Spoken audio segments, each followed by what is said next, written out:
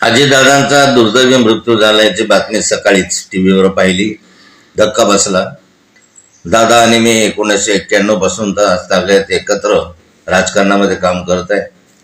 त्यांच्या जीवनातले अनेक पैलू मी जवळून पाहिलेले आहेत. स्पष्ट वक्तेपणा आणि घेतलेली भूमिका न सोडण्याची त्यांची भावना, नेहमी ते आपल्या वाक्याशी म्हणजे जे बोलले त्याच्याशी प्रामाणिक राहिले.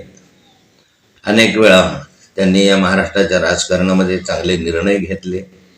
खासदार म्हणूनही त्यांनी उत्कृष्ट काम केलं.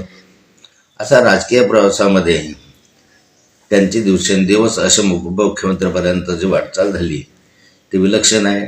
त्यांची कामकाजाची पद्धती ही एक आदर्श पद्धती होती. दिलेला शब्द पाळण्याची त्यांची भूमिका होती आणि जे होईल ते स्पष्टपणे होण्यासारखं असेल तरच ते सांगायचे, नसेल होण्याचं तोंडावर सांगायचे की होणार नाही. याच्यामध्ये विनाकारण शक्ती खर्च करू नका. व्यक्तिगत जीवनामध्ये त्यांचे संबंध माझे आणि त्यांचे चांगले होते. पण असा एक राज्याचं नेतृत्व जे भावी कालखंडामध्ये मुख्यमंत्रीपदापर्यंत जाऊ शकलं असतं, अशा नेतृत्वाचा आज अस्त झालेला आहे. आम्हाला तर धक्का पोहोचलाच, पण महाराष्ट्राची आणि देशाची पण खूप मोठी हानी झालेली आहे. अनेक विषय त्यांच्या संदर्भामध्ये सांगता येतील, बोलता येतील, कारण सहवास अनेक वर्षाचा आहे.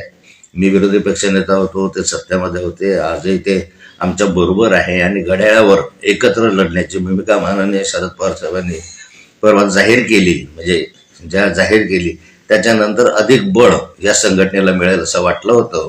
पण अशा क्षणामध्ये त्यांचा दुर्दैवी मृत्यू झाला, त्यामुळे राष्ट्रवादी काँग्रेस पक्षाची हानी झाली. भाऊ, तुम्ही विरोधी पक्ष नेता असताना किंवा महाविकास आघाडी सरकारमध्ये असताना एखादा मोठा क्षण किंवा एखादी मोठी आठवण? नाही, मी विरोधी पक्ष नेता असताना अनेक प्रहार टीका टिप्पणी त्यांच्यावर केली.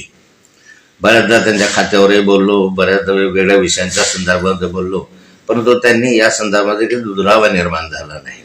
त्यांनी जी टीका आहे ती विरोधकांची टीका आहे आणि विरोधक टीका करणं स्वाभाविक आहे अशा स्वरूपाचा विचार मांडत त्यांनी संबंध कधी बिघडू दिले नाही.